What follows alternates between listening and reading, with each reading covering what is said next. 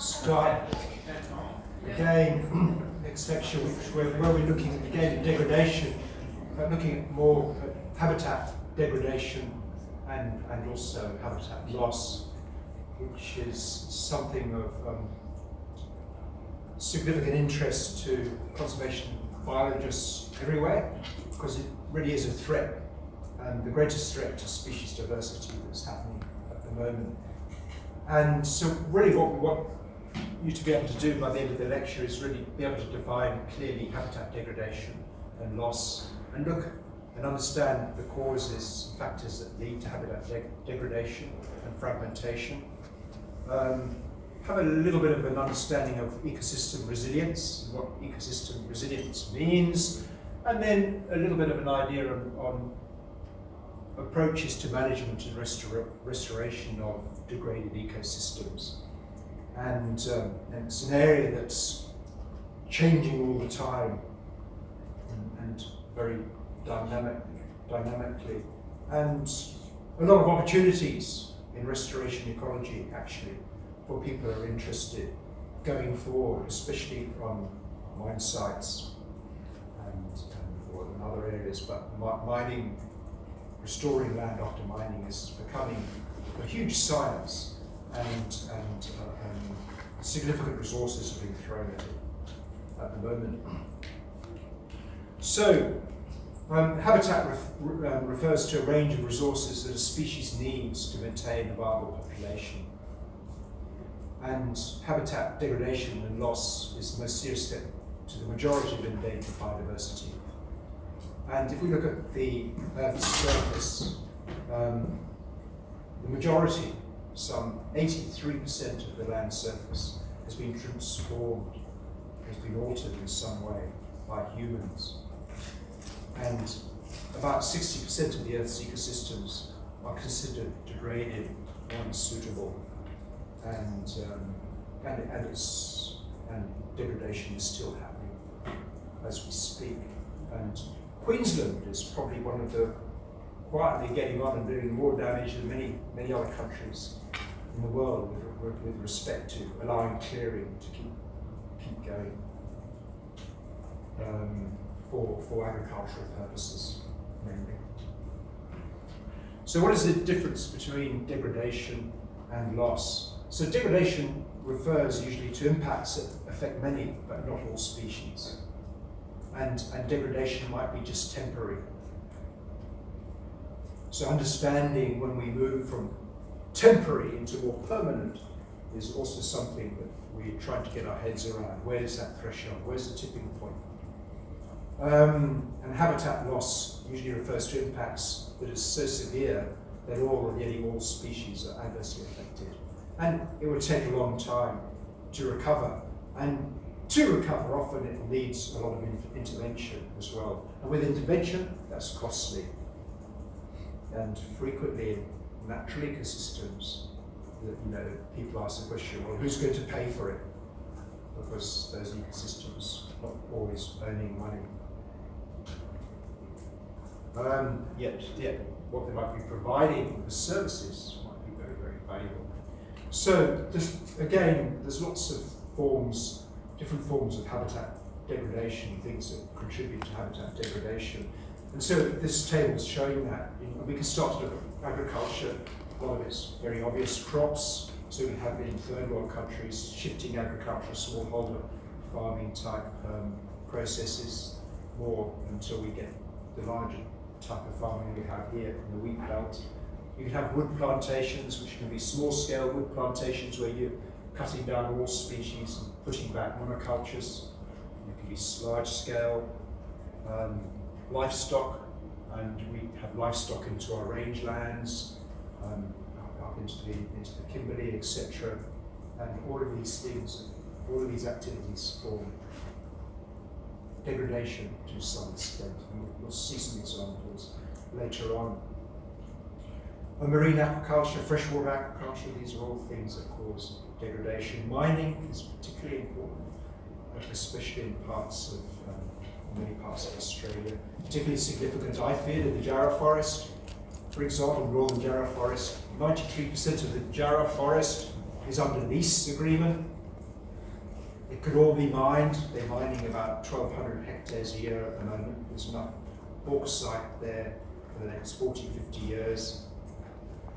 Maybe we should be putting up the Jarrah forest as a threatened ecological community, like we just have the Banksia woodlands now listed as a threatened ecological community.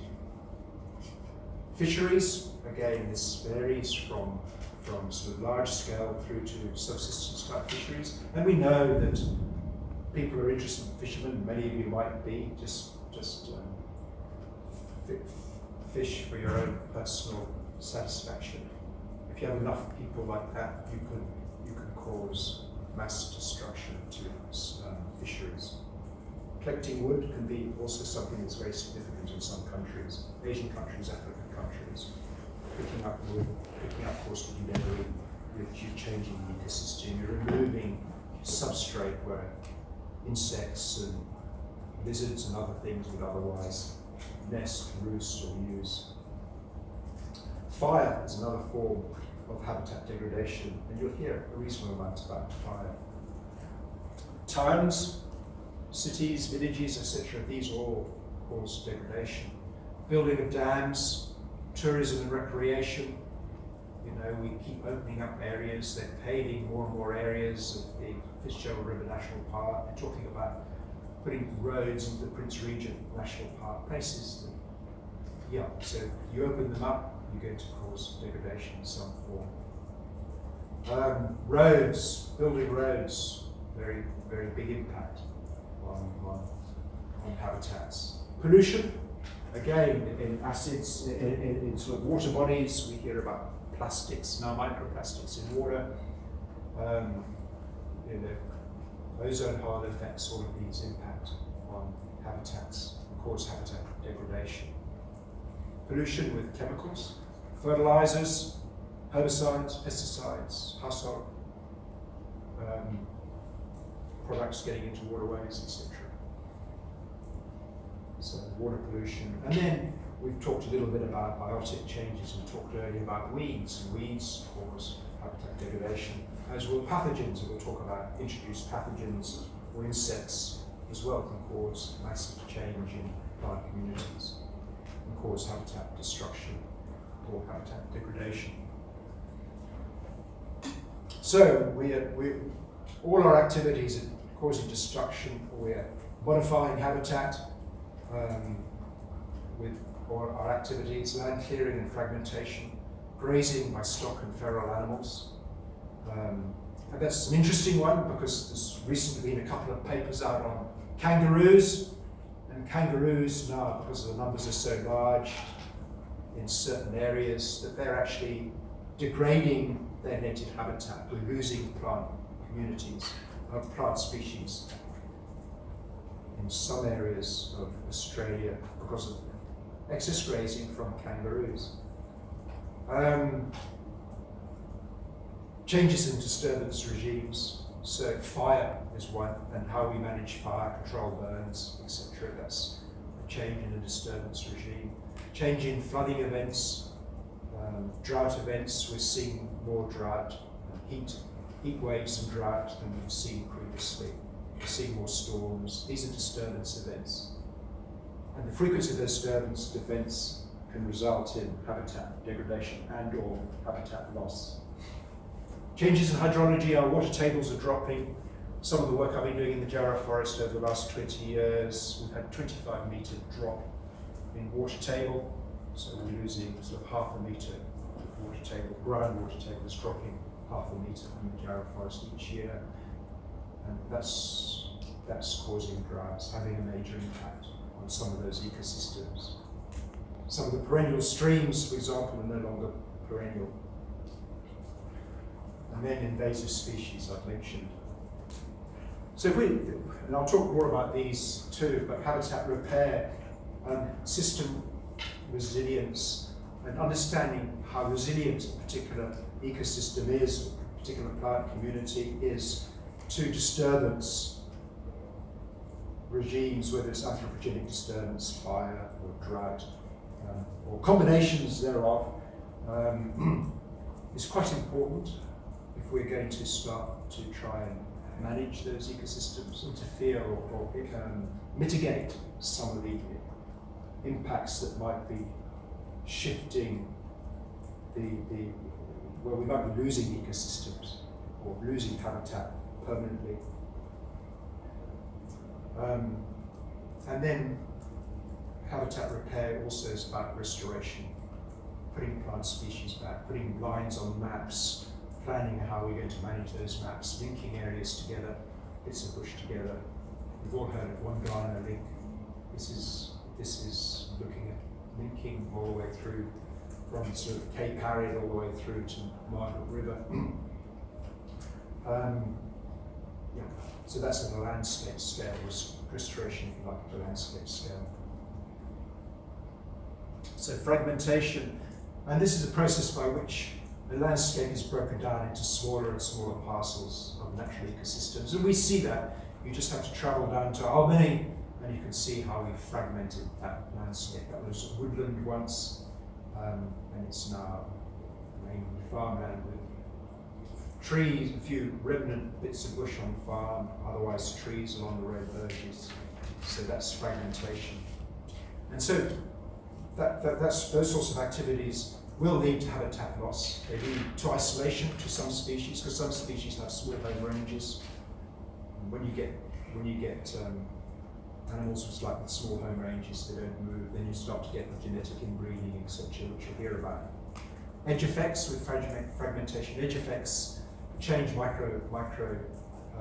microclimate, which can impact on flowering and on subsequent seed set and seed release.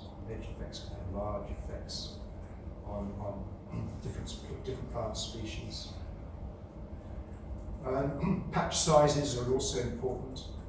You know, large patches versus little patches. What can be saved? What can't be saved? And then over the top of that, more recently, we're starting to look at fragments in relation to changing environment. So with the global change, with the warming, drying climate, for example, in Western Australia.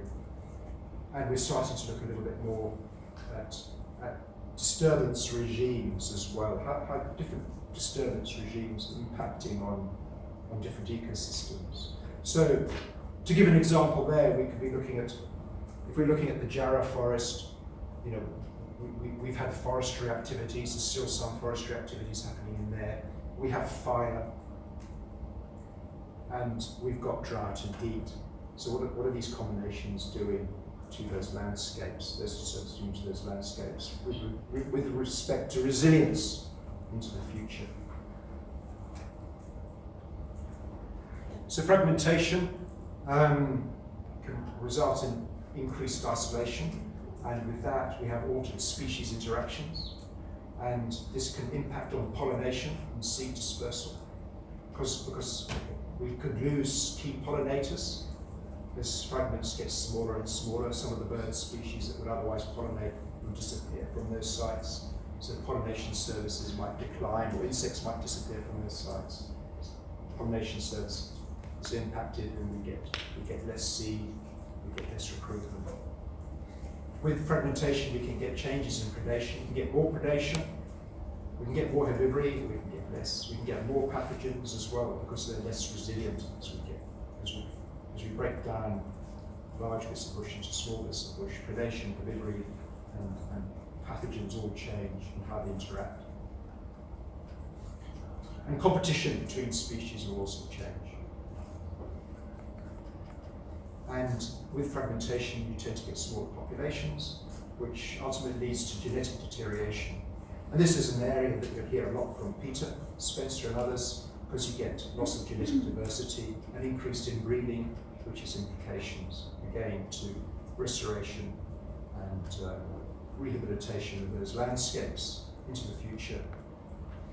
So you want, obviously you want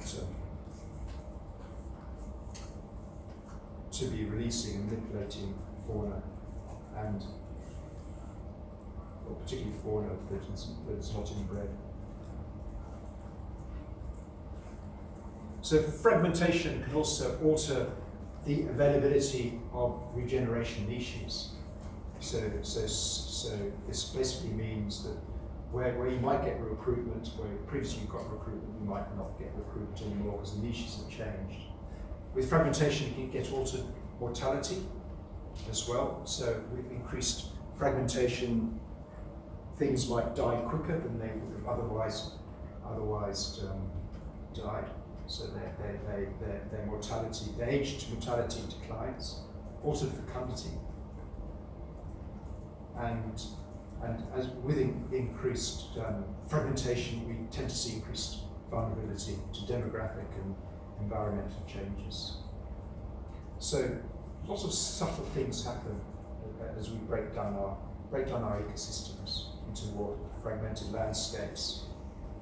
I put this slide in here because this is some work we sort of looked at with drought and heat waves in the Jarrah forest, and we've started to see sort of large areas that just die back. And this is interesting because we're seeing on those sites that die back, we're seeing shifts in trees, we're seeing shifts in recruitment, and when things do recruit, we're getting multi-branched Jarrah, for example, instead of tall stem Jarrah. So many of these areas in the Jarrah forest might change to short multi-stem trees rather than tall, straight Jarrah trees that we're used to. We're getting different movement of fauna through those sites, increased predation on those sites. So a lot of things change as a result of an event like that, or events like this. Okay, so we can have some generalizations around species that are vulnerable to fragmentation. And species that are vulnerable to fragmentation then tend to be ones that have wide ranging. They can be non-vagile, so they're poor dispersers, or intolerant to dispersal, so they don't readily move in the landscape. They could be habitat specialists. And frequently with fragmentation we get changes in habitat, and as a result we might be changing the habitats sufficiently to make those sites less conducive to the habitat specialists. And we can be impacting on, some of these species can have low fecundity or low recruitment rates. And with fragmentation, some species, we disappear of those that are susceptible or have low tolerance to the presence of humans or activities of humans. This is just a slide showing the number of vegetation types and across those vegetation types, sort of the percentage reduction in areas. So if we're looking just at, and this is in the southwest of Western Australia alone, so if we're looking at, here we've got about 15 vegetation types where we have 76 to 100% reduction in area of those particular ecosystems. And we've got about 8 where we've had more to 25% reduction in areas. So sort of saying many of our habitats have changed and they've got smaller. And this is just showing that then. This is an aerial image showing the creation of lots of small patches. This is over just east of the Jarrah forest. And as a result, we'll automatically start to see we're going to get altered landscape processes. We've got a lot of isolated patches, even down to just remnant trees. And as a result of that, we have differences in altered population sizes through that landscape. So we can start to think about the landscapes too as intact. And so if we go into the middle of the Jarrah forest, we might be able to call that an intact landscape. It's getting increasingly harder to find an intact landscape, especially as so much of it now has been mined and rehabilitated. So that's sort of what we would consider an intact landscape. This is what we would call a variegated landscape. So we've sort of got lots of patches of bush, fairly contiguous linkages, so lots of individual trees in the landscape. So it's, even though it's fragmented. Linkages across the landscape are still fairly good. You can sort of visualize things moving through that landscape reasonably well. When I say things, both fauna and flora. And then we get into the fragmented landscape, which is much more typical, say, of our eastern wheat belt, where the patch sizes are getting smaller, very few remnant trees, most of the bushes then tends to be along road verges, so the matrix tends to be just open farmland as against the bush. And then we get a severely impacted or a relictual landscape, where essentially we're seeing very small patches. Those patches are severely disturbed. They're probably still grazed, they're probably not fenced off, and just one or two trees. So very poor ability for animals to move through the landscape there, especially ones that have got small home ranges. You start to visualize. So the impacts we're going to have on fauna, invertebrate fauna, for example, and then how to manage those landscapes if we want to link this sort of landscape with more continuous landscapes. How do we do that? So this is just showing this in a little bit more detail. We have our intact, so less than 10% is destroyed all the way through to the relic landscapes, where greater than 90% is disturbed and surrounded by non-habitat like farmland as we head east. But then we can look at that more closely. Within that intact landscape, we can have areas that are highly modified. So we can think of that in the Jarrah forest. That could be a mine site, and then modified might be a mine site that's being restored, but it's still modified. It's never going to be like what was there before. And we can see different degrees of that. As we break up that fragmented landscape, you can see that even this bit of the relic bush that's left behind is highly modified. So people are starting to look at these sorts of, look at it like this, and then ask questions, well, what should we be protecting? Where should we be putting our resources if we want to save species or link things together? So obviously, you probably wouldn't be putting a lot of energy in here. You'd be putting most of your energy in restoring this and this. So this is salmon gum woodland, east of the Jarrah forest. This is healthy. This is what healthy salmon gum woodland looks like, and this is what it looks like with on a farming property where the farmer hasn't had it fenced. He's allowed the animals to graze. There's a bit of rubbish there as well. You've got healthy trees, a little bit of decline in the tops of those trees, but most of these trees are in decline. They're not healthy. There's no recruitment. There's no seedlings coming up because of grazing, most likely, and/or lots of nutrient inputs, both from fertilizers, but also from animals camping and urinating, etc., which is changing the fertility of the soils. And in our landscape, in these landscapes, they've evolved for low P, low N inputs. So we've changed our phosphorus status in many of these soils, which is too high for many of our native species. So many of our native species we might not be able to restore on some of these sites because we've changed the fertilizer, we've changed what was the tradition. We've changed the nutrient balance permanently, if you like, to something that was very different to what was there previously. So under that site we just looked at, there we can see, we've had a massive change in plant species composition. They've eaten all the palatable species, they've gone. Those animals are preventing regeneration in native species, so we're not getting any regeneration, no recruitment. We've had significant changes to soil structure, and that would be permeability, compaction, and which makes it much harder for seed to germinate and grow through the soil in a timely fashion in order to survive our hot summers, for example, and changes in nutrient status, which is actually in many cases, very important. One of the biggest hurdles we have in terms of restoring some of those landscapes. So, and I'll come back to that in a little bit, those salmon gum type woodlands.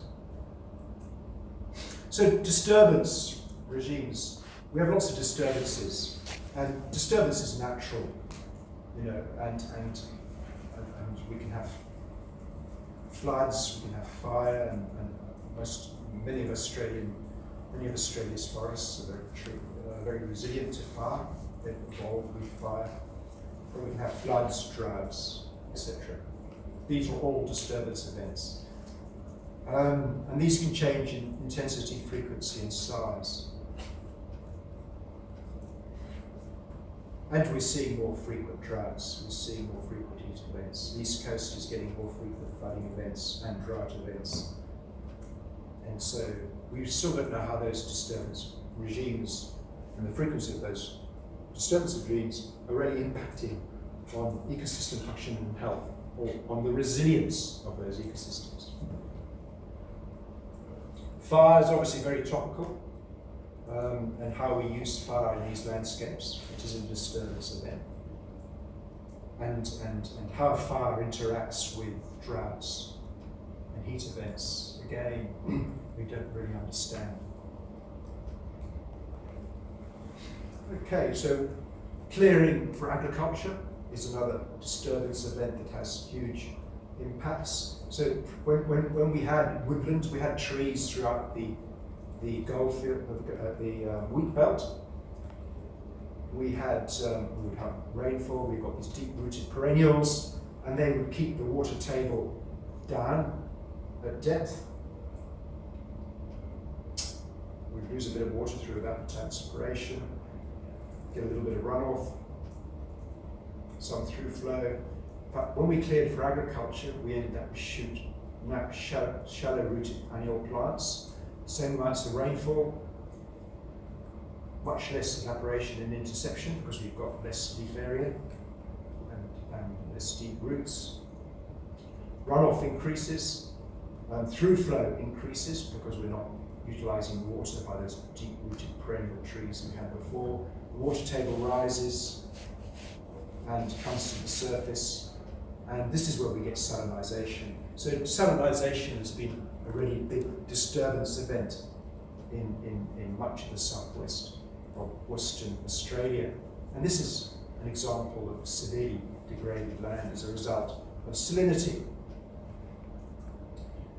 due to the processes I've just described. And we can look at that, again, coming back to say that variegated landscape. Maybe that's not so bad, but then if we overlay that with the areas that are now saline, you can start to see the two disturbances, the clearing and then the subsequent disturbance event with salinization is having a much more profound impact on the landscape.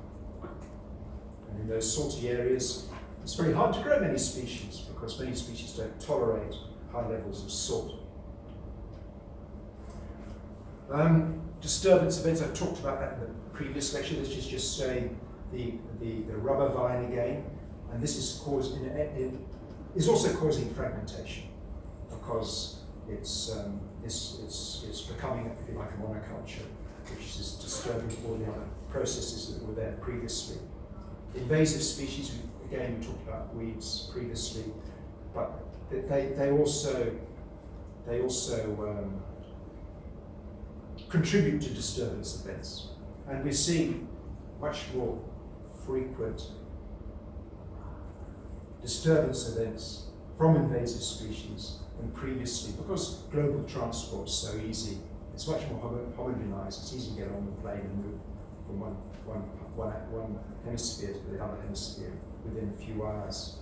So it makes more species, new species available to those ecosystems. It changes assemblages, which can also cause disturbance and impact on the functions of those ecosystems. So, we've talked about some of the factors that lead to degradation, but they do include, when we change things like with salinity, other disturbance events, we can have changes in invasive species, the biotic effects, and then the ecosystem effects, which is things like the salinity, drought, fire, etc. And these can then, these in turn, in combination or singly, can further predispose the system to invasion and further degradation. So, we talked a little bit about control, removing invaders that could be having an impact, causing disturbance events. Yeah, we can do that, but often it's not sufficient because we can still have thresholds being crossed, and we can remove, and removing something may result in system instability, and that was shown quite clearly in Tasmania when they started to remove all the willows. They started to have a lot of erosion, they weren't replacing the willows with native species quick enough to prevent the erosion. And also invasion may be a symptom, not a cause. So you need to understand why something's invading and treat the cause, not the symptom. So you need to understand the processes, the chain of events that are occurring to result in that disturbance. So if we start looking at restoration, you can look at, you go through the literature, there are many ways of approaching, how do we look at restoration? But normally it's the first thing you do, we're looking at a landscape level or a patch level or a relic level, we establish goals. What are the goals we want to achieve? And we also establish success criteria. Have we been successful? We need to identify the degrading processes or factors that might be limiting the recovery. Look at ways of reversing or ameliorating those degradation factors, and then looking at incorporating restoration strategies, and then come back and look at the key system variables that we use to measure our success criteria, and then come back to the top. And most restoration practices in Australia at the moment are adaptive. We implement a restoration strategy, we look at what happens, and then we come back and try and tweak it and make it better. So we're still learning.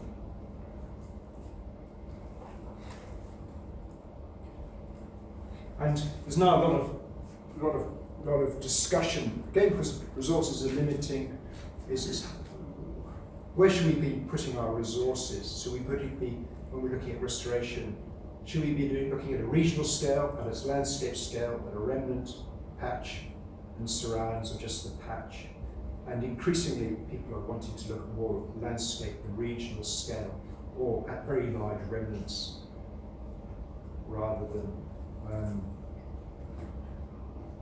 supporting the restoration of small patches. Just because of costs. And small patches are less resilient. They're more, and small patches are more subject to disturbance events and not recovering to those disturbance events, as this figure shows here. So we can, this here is the ecosystem state.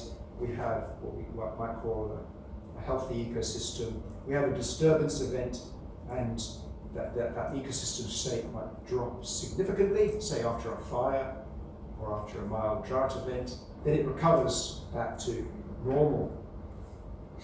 But if we have a similar event occur and the system doesn't recover to back what it was previously, then that disturbance event, we've met the threshold, we're at a tipping point.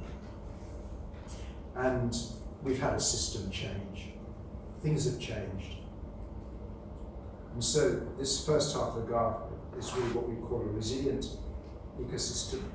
And when we have a state change, it's where it's no longer resilient. And then frequently, in many of our landscapes, we don't have the background data or historical data to tell us how stable or how resilient our ecosystems are, and if they are meeting a tipping point, are we getting close to a tipping point? And this is becoming increasingly pertinent with the shift in climate after the last 25, 30 years, where we've got warmer and drier. So the thought is we're hitting this state down here more frequently than we are, and many of our ecosystems are recovering after the disturbance events. And the other thing that people are beginning to look at differently is looking at multiple disturbance events. This is very focused. We're looking at just one disturbance event. But what happens is if this was a drought event, and then we had a massive fire event like we've seen on the East Coast, and following some of those droughts, without the fire events, those forests might have recovered back to normal, but with a fire event, they might now end up with a state change. So that ecosystems change permanently. This is just showing sort of single equilibrium states. Get a disturbance, we have a shift, and then it comes back to normal again. We can have multiple states where essentially the system's not changing, or it recovers, and then we can have states where we can have continued disturbances, and we get the system more degraded, and therefore, if we want to try and restore those ecosystems, it gets a lot harder to move from here back to our first state, our healthy state, than it would be if we started to interfere or manipulate earlier. And so this is just looking at it a little bit more. So this is level of system function or health. This is intact down here to severely degraded here, and we can have changes in that function of the ecosystem, as we see here, and we can then get normally to move into the next state. We have biotic interactions, and we have normally things like weeds or insect pests, and the system continues to decline in its functionality. If we catch it early enough, like here, we just need to improve management. It might be something very simple like thinning or more controlled use of fire, more regular burning. Here, we actually need to manipulate the vegetation much more. More input is needed, and as the system declines, you normally get more compaction, erosion. If we've had salinity interfering here, we need a lot of intervention in order to try and return our cells back to an intact state. So the idea is to try and monitor, determine what's happening, and interfere or manage earlier than later. This is just thinking about the salmon gums again, and we're starting to see very little recruitment in a lot of our salmon gum woodlands in the wheat belt. They require pollinators in order to get seed production. The trees store the seed for long periods of time. Previously, they didn't sort of need fire. When the seed drops, you lose a lot of seed with predation, and predation increases as the understory disappears. So predation tends to increase as that woodland changes. So when I showed that picture of the car amongst the trees on that farm paddock, you'll get much more predation of seed than you would have done when we were looking at healthy forest. Some of that seed gets stored, some of the seed is dormant.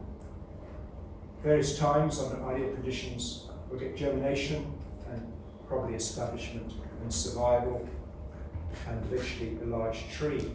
But in many of those ecosystems I showed you, we're not getting any recruitment, we're not getting any survival. So why is that?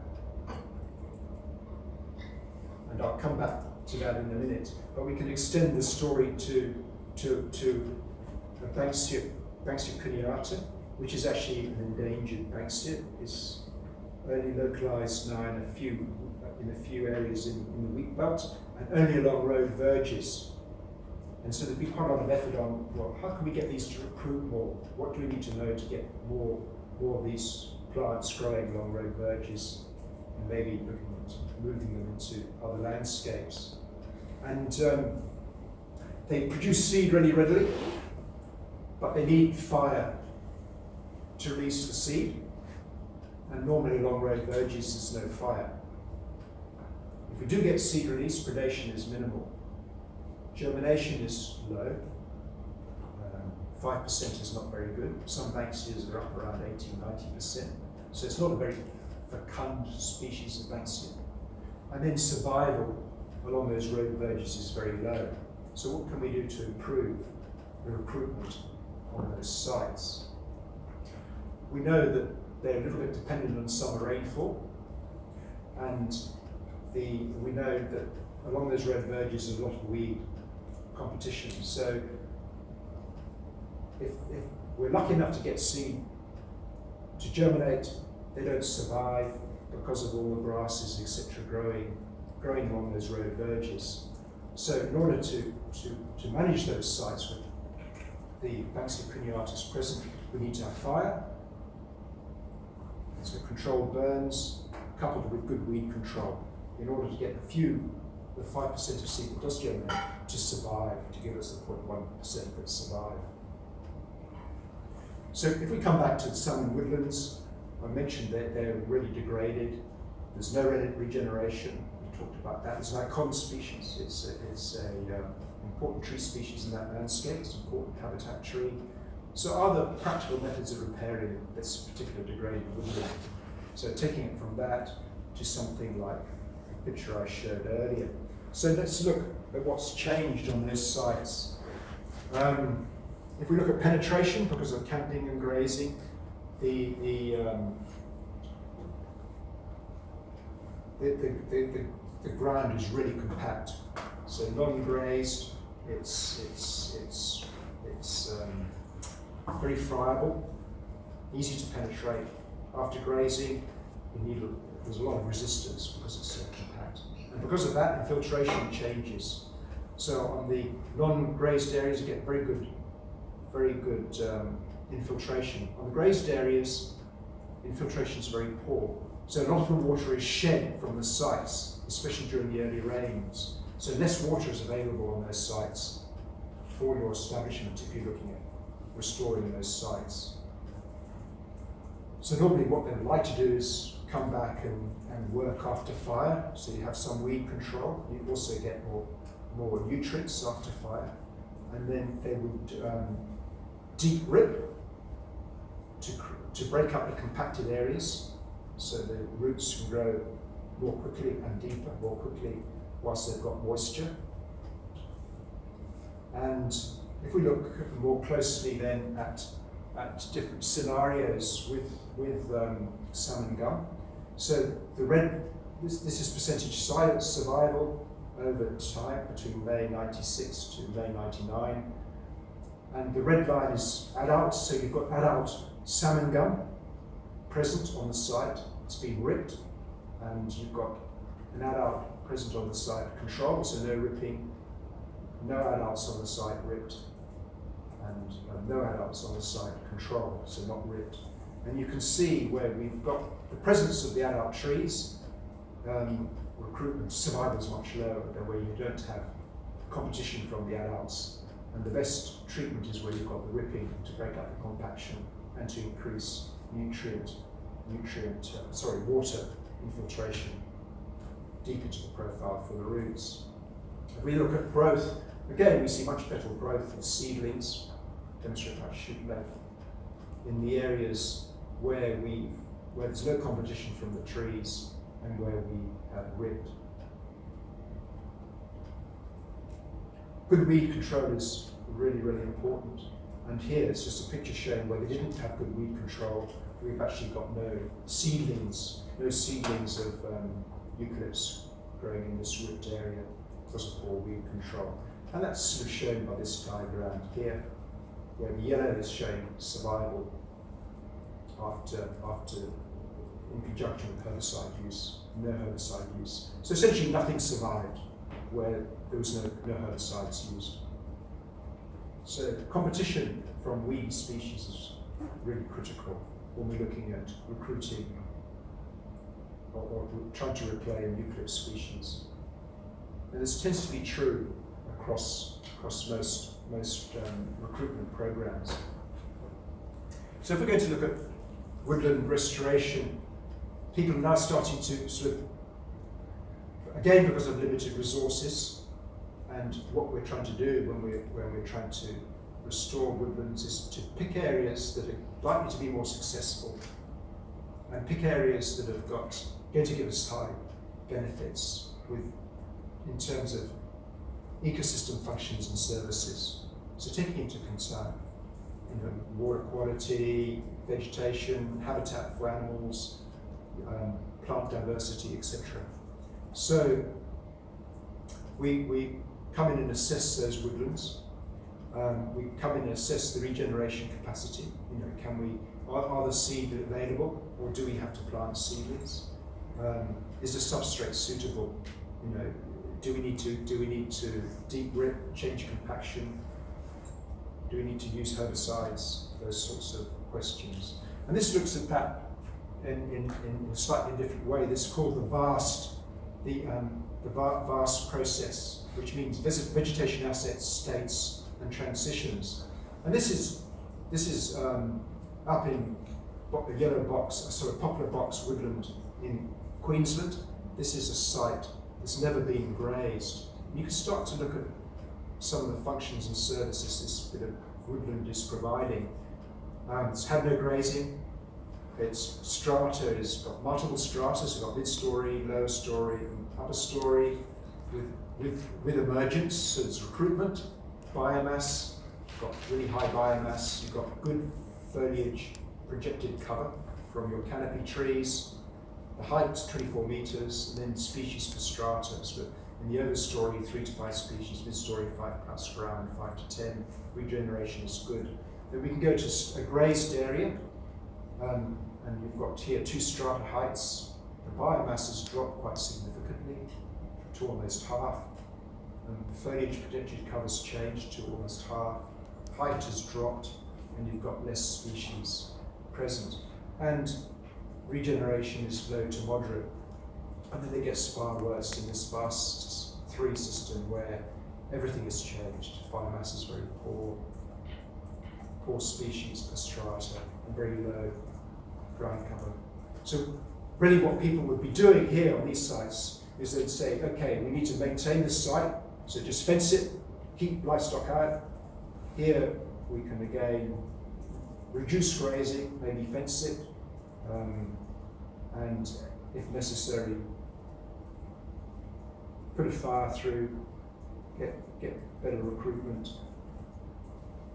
and keep livestock off for the first couple of years so they don't eat the recruits. Here they might decide not to do anything because the energy required, the resources and energy required to try and get that back, that vast 3 back to the vast 1 is just not economically feasible, and it's unlikely to happen.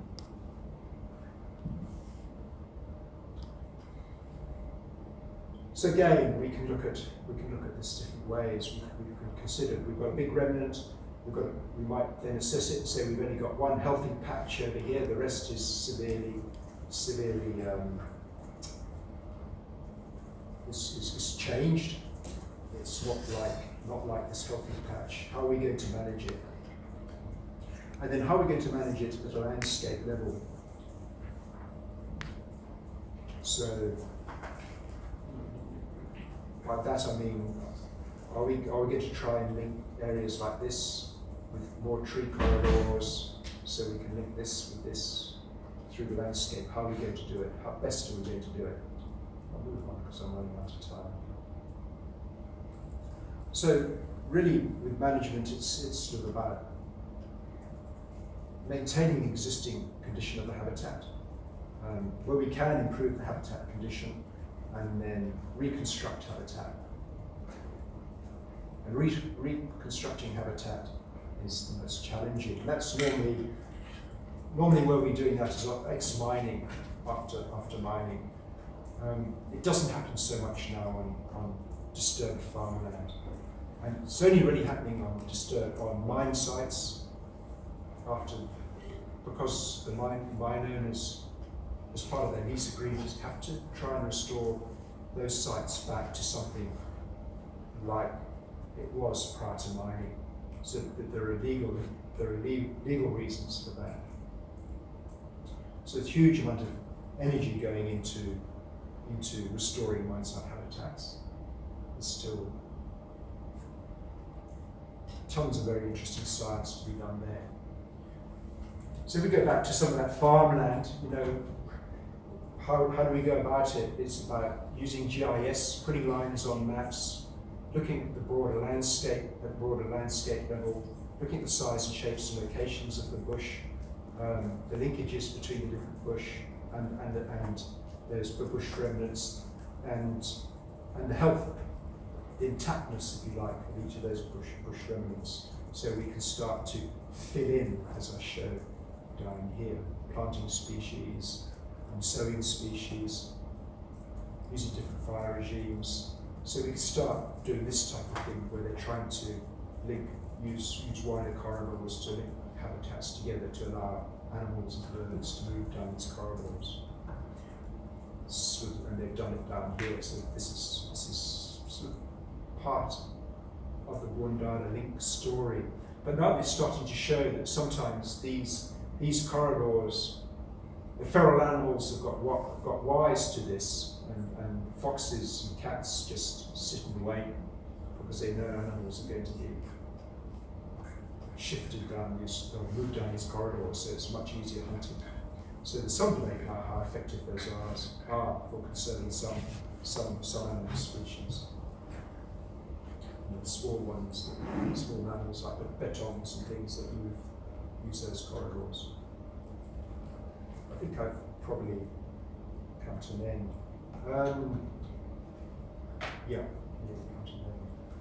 So there are some rules around maintaining biodiversity in fragmented landscapes, but the science is changing. The science and the thinking behind fragmented landscapes, disturbed landscapes, and how to maintain biodiversity is actually changing all the time. You sort of read papers that were published 10 years ago by particular authors, and then you go and read recent publications by the same authors 10 years later, and their thinking has changed quite significantly. So it's a really interesting place to be in if one is interested in ecosystem function and health. Okay, thank you.